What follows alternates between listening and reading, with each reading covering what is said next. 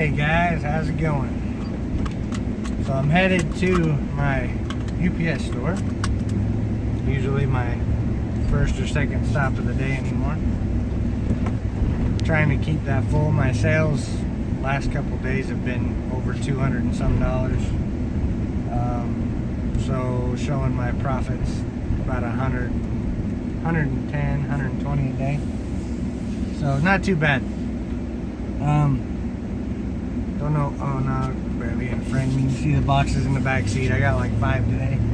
It's off that last haul, so-called haul video. I didn't grab a whole lot of stuff, but a load of stuff I sent in.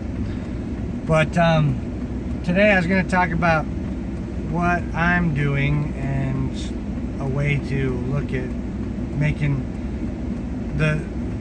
your business more scalable, and where it requires less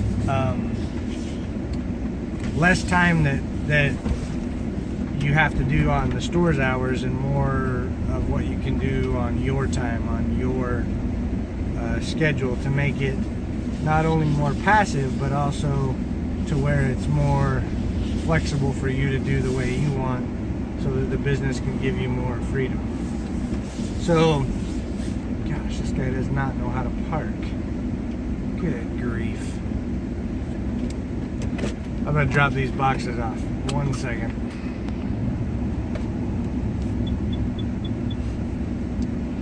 Something in the back of my vehicle is still chirping. I don't know what it is. I don't know if you guys could hear that beep in my intro of this video, but it was driving me crazy. It was a carbon monoxide detector I took out of somebody's house the other day to replace with a new one. It was chirping in the back of the van. It's gone now, so now back to it. So, I've mainly been doing, or so far, all my stuff for Amazon FBA has been retail arbitrage or stuff that I had left around the house. A bunch of old graphic novels, books, stuff like that.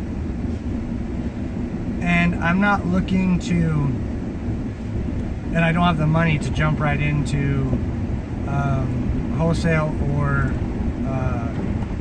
private label.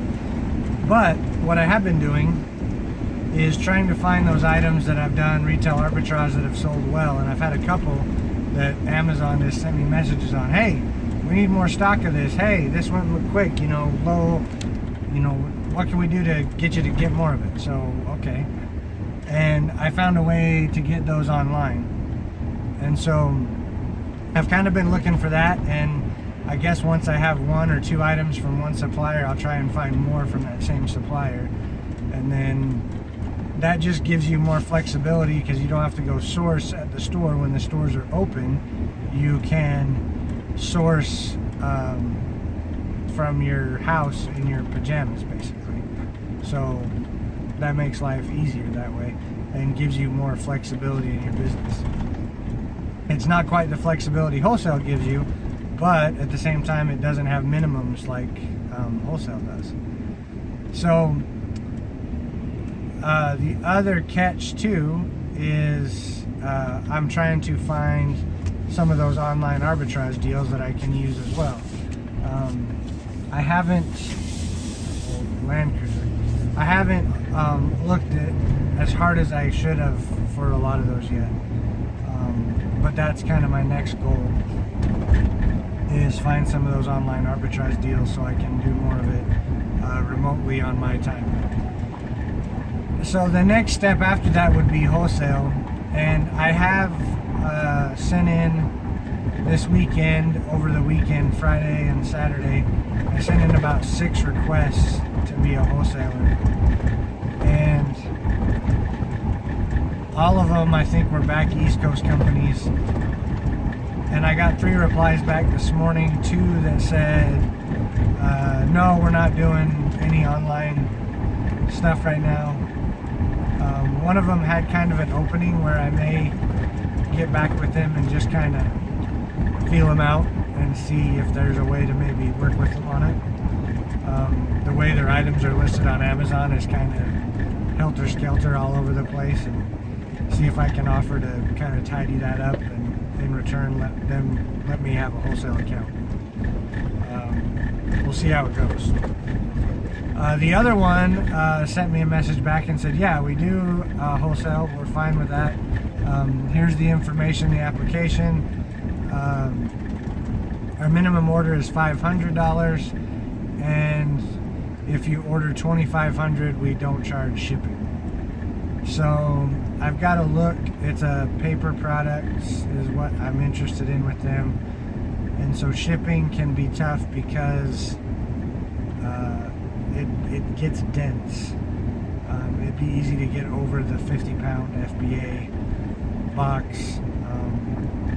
So that one may or may not be profitable at a $500 order. I would think it would be profitable at a $2,500, but I'm not quite at the point I'm ready to pull the trigger on $2,500 yet. So if you're starting out like I am, I'm kind of learning as I go. I learn a lot from YouTube, and I am just doing retail arbitrage. But the way retail arbitrage, you'll see a lot of big sellers they've gone away from it, not totally, but they've gone away from it as their main source of product for Amazon FBA, because the downside is it isn't scalable, in that, you know, you're finding sales and you're finding deals at, you know, Walmart, Target, TJ Maxx, Ross, wherever. And maybe you're thrifting, you're finding good deals at thrift stores. There's no guarantee that those same deals are going to be there the next day or the next week. And it's not exactly passive, in that you do have to put a lot of effort into it. Retail arbitrage is not a get-rich-quick deal, that's for sure. There is a lot of money to be made there. Your money per hour value that you put into it can be very high, but it's not just, you know, do something, sit back, and you get a big old paycheck. There's a lot of work to it. So most of the people that are very successful that are making videos on YouTube will tell you the exact same thing, and it's true. There's certain things that are very, wow, that used to be open just a couple days ago. So there are things that you know, definitely things to make money on, but it's not scalable because you can't plan on it. So just something to keep in mind there. The way to, in my mind, the easiest way to take that next step is Adam over at Homemade Entrepreneur talks about it, is that a lot of his items that he sells, and I know he's ungated for grocery, and I have a feeling that I wouldn't say a majority, a large portion of the items he's talking about are grocery items. But he says that he has a lot of items. I think his number was 70% of his inventory that he does FBA is actually full price items from Walmart, Target. One of his main places is Walmart. So at that point it's scalable, but it still requires that repeated effort in order to get those items and get them in. So the way to change that gradually, I believe, is, you know, if you get an item and it sells well, first of all, you want to look not just at those clearance items, but at normal price items. And then if you get an item and it's just blowing off the shelf, then you start looking at talking to, or first of all, the next step, the easiest step, is to see if you can just buy it online from that same retailer. And then the step after that would be to contact the manufacturer and see if you can get a wholesale account with them. I haven't tried to talk to actual wholesalers instead of going straight to the manufacturer yet, because, which for one of those items, the one that's $500 and $2,500, there are some wholesalers, and I may be able to do something with them that may still be profitable, and then they have lower order limits where they have zero shipping. So that may be the way to start and see if it's going to work or not. But normally wholesalers, the middlemen, you're not going to get much of a bigger discount than what you've already got. So it's not really, from what I've seen so far, it's not really worth it. So the manufacturer direct route is the way to try and get it if possible. So anyway, just a couple ways to kind of gradually grow, or how I'm growing. Like I said, I was going to check my phone, but I'm recording on it. My sales have been pretty decent each day. I'm liking it, and I've got a couple items that I was able to, I kind of took a risk in a way because I bought them in bulk. The place I was at had a whole bunch of them. Everything I learned on YouTube made me think that they were going to move, and they did. They're gone. I had 60 of them. They were gone, and my profit on those was about $2 a piece. They were only like $1 item, 79 cents I think.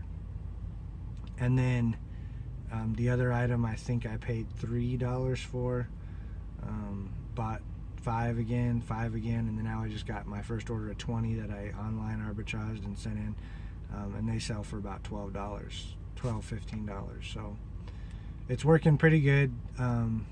I just have to build up more of those items, and then the stuff you find that has a huge margin, that's kind of, you know, the one-offs, fill in the gaps while you kind of get grown. So I'm gonna go in here to this thrift store and then try to hit one of my other places before I got a job this afternoon. So till next time, keep it up, and we will talk to you guys then. If it's been helpful, thumbs up, comment.